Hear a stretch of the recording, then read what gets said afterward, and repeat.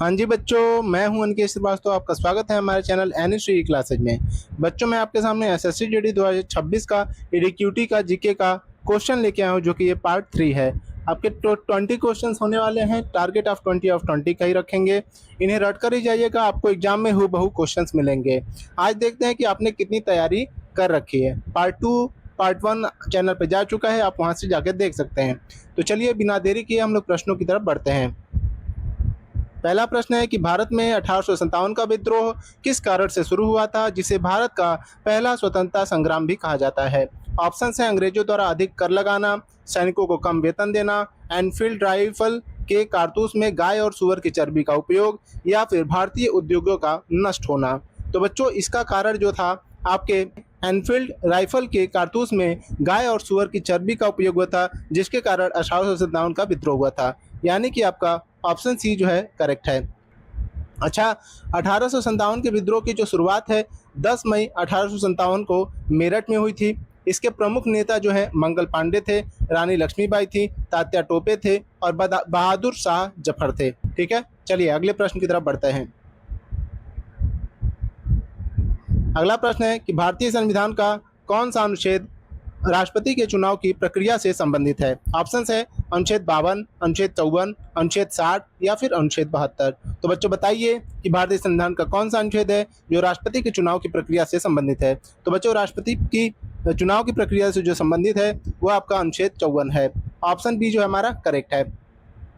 बच्चों, भारत के राष्ट्रपति का जो चुनाव है निर्वाचन मंडल द्वारा किया जाता है, जिसमें संसद और राज्य विधानसभाओं के निर्वाचित सदस्य शामिल होते हैं।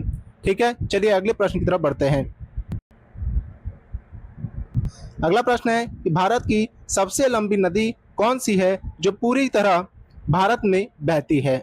ऑप्शन है गंगा, ब्रह्मपुत्र, गोदावरी या फिर नर्मदा। तो बच्चों, भारत की जो सबसे लंबी नदी है वो हमारी गोदावरी नदी है। ऑप्शन सी जो है हमारा करेक्ट है। वैसे तो गंगा नदी है, लेकिन गंगा जो है पूरी तरह भारत में ही नहीं बहती, बल्कि गोदावरी पूरे भारत में बहती है और गंगा के बाद आपकी सबसे लंबी नदी है।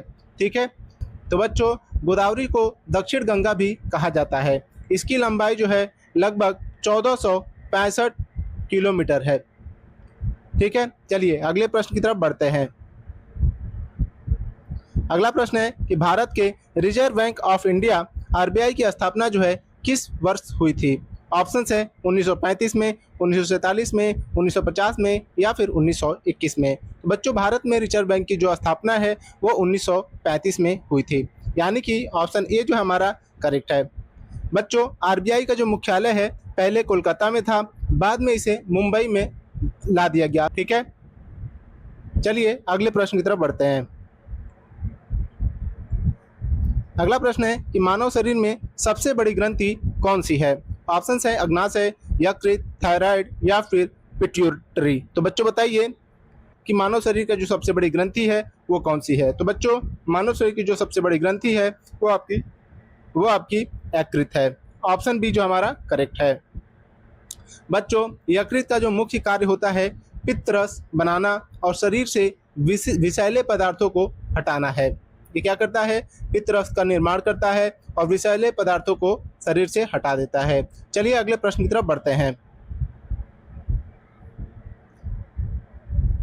अगला प्रश्न है कि सोडियम किस प्रकार की धातु है। ऑप्शन है क्षारीय धातु, संक्रमण धातु, अधातु या फिर निष्क्रिय गैस। तो बच्चों, सोडियम जो है एक क्षारीय धातु है। ऑप्शन ए जो हमारा करेक्ट है। बच्चों, सोडियम पानी के साथ जो है बहुत तेज प्रक्रिया करता है और सोडियम हाइड्रोक्साइड और हाइड्रोजन गैस बनता है। क्या करता है? सोडियम हाइड्रोक्साइड का और हाइड्रोजन गैस का निर्माण होता है, जिससे ये ब्लास्ट कर जाता है। चलिए अगले प्रश्न की तरफ बढ़ते हैं। अगला प्रश्न है कि ध्वनि किस प्रकार की तरंग है। ऑप्शन है विद्युत चुंबकीय तरंग, अनुदैर्ध्य तरंग, अनुप्रस्थ तरंग या फिर स्थिर तरंग। तो बच्चों, विद्युत चुंबकीय तरंग जो है अनुदैर्ध्य तरंग है। ऑप्शन बी जो हमारा करेक्ट है। चलिए अगले प्रश्न की तरफ बढ़ते हैं। अगला प्रश्न है कि भारत का सबसे ऊंचा पर्वत शिखर कौन सा है जो भारत में स्थित है। ऑप्शन है कंचनजंगा, नंदा देवी, K2 या फिर एवरेस्ट। तो बच्चों, हमारे भारत का जो सबसे ऊंचा पर्वत शिखर है वो आपका कंचनजंगा है, यानी कि ऑप्शन ए जो हमारा करेक्ट है। बच्चों, कंचनजंगा की जो ऊंचाई है वो लगभग 8,586 मीटर है। यह भारत नेपाल सीमा पर स्थित है। चलिए अगले प्रश्न की तरफ बढ़ते हैं। अगला प्रश्न है कि भारत में श्वेत क्रांति किससे संबंधित है? ऑप्शंस हैं दूध उत्पादन, गेहूं उत्पादन, मछली उत्पादन या फिर फल उत्पादन। तो बच्चों, श्वेत क्रांति जो है हमारे दूध उत्पादन से संबंधित है, यानी कि ऑप्शन ए जो हमारा करेक्ट है। बच्चों, श्वेत क्रांति के जो जनक है वो डॉक्टर वर्गीस कुरियन को माना जाता है और इससे ऑपरेशन फ्लड कार्यक्रम शुरू हुआ था। श्वेत क्रांति से क्या हुआ था? ऑपरेशन फ्लड कार्यक्रम शुरू हुआ था। चलिए अगले प्रश्न की तरफ बढ़ते हैं। अगला प्रश्न है कि वर्ष 2025 में भारत के प्रधानमंत्री कौन है? सबको पता है नरेंद्र मोदी, अमित शाह, राजनाथ सिंह या फिर योगी आदित्यनाथ। तो बच्चों, आपके नरेंद्र मोदी जी हैं। ऑप्शन ए जो हमारा करेक्ट है। नरेंद्र मोदी जो है 2014 में भारत के प्रधानमंत्री हैं और वे लगातार तीसरी बार इस पद पर कार्य कर रहे हैं। चलिए अगले प्रश्न की तरफ बढ़ते हैं। अगला प्रश्न है कि पौधों में भोजन बनाने की प्रक्रिया को क्या कहा जाता है? ऑप्शन है श्वसन, प्रकाश संश्लेषण, वाष्पोत्सर्जन या फिर परासरण। तो बच्चों, पौधों में भोजन बनाने की प्रक्रिया जो है वो आपकी प्रकाश संश्लेषण कहलाती है। ऑप्शन बी जो है हमारा करेक्ट है। इस प्रक्रिया में पौधे कार्बन डाइऑक्साइड प्लस पानी प्लस सूर्य के प्रकाश की सहायता से भोजन बनाते हैं। ठीक है, चलिए अगले प्रश्न की तरफ बढ़ते हैं। अगला प्रश्न है कि कार्बन डाइऑक्साइड का रासायनिक सूत्र क्या है? ऑप्शंस हैं CO, दूसरा है CO2, तीसरा है C2O या फिर O2। तो सबको पता है कि कार्बन डाइऑक्साइड का जो रासायनिक सूत्र है वो आपका CO2 है। ऑप्शन बी जो हमारा करेक्ट है।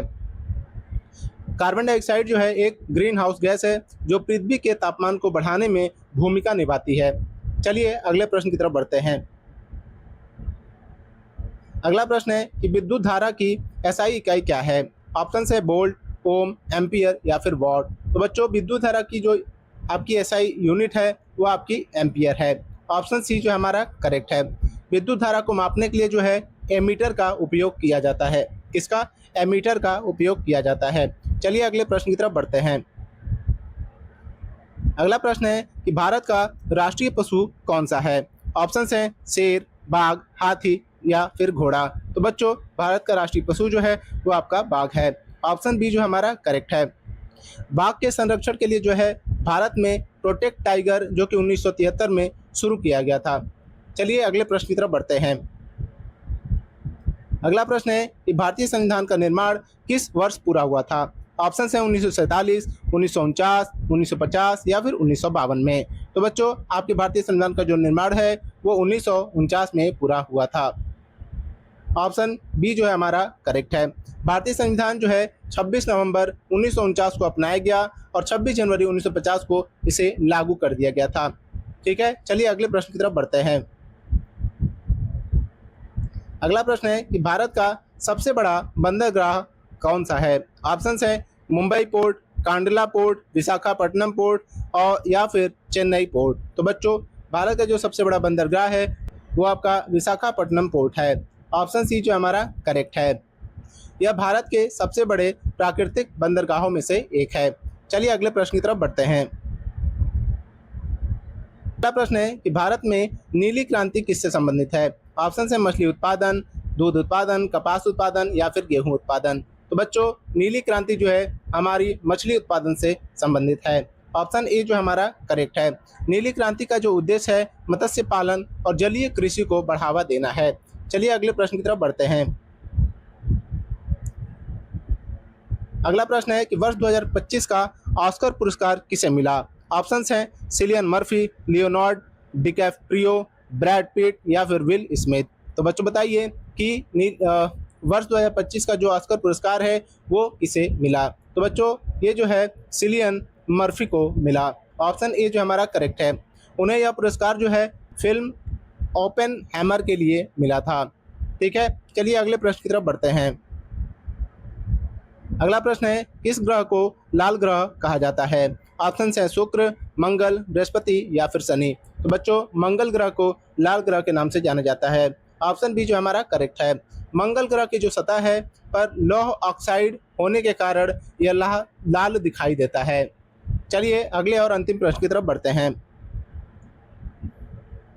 आपका अंतिम प्रश्न है कि भारत का राष्ट्रीय खेल पारंपरिक रूप से किसे माना जाता है। ऑप्शन है क्रिकेट, हॉकी, कबड्डी या फिर फुटबॉल। तो बच्चों हमारा राष्ट्रीय खेल जो है हॉकी को मानते हैं। ऑप्शन बी जो हमारा करेक्ट है। भारत ने हॉकी में ओलंपिक में 8 स्वर्ण पदक जीते हैं। भारत ने हॉकी के ओलंपिक में 8 स्वर्ण पदक जीते हैं। तो ऐसे ही क्वेश्चंस के लिए हमारे चैनल को सब्सक्राइब करिए, लाइक करिए और शेयर करना ना भूलिए। ऐसे ही आपके वीडियोज आते रहते हैं। जितने भी सरकारी एग्जाम के क्वेश्चंस हैं वो जीके जीएस के आपके सारे क्वेश्चंस आपको दिए जाते हैं। बहुत ही जल्द आपको मैथ्स और रीजनिंग के भी क्वेश्चंस मिलेंगे। धन्यवाद, मिलते हैं आपसे अगली क्लास के अंदर।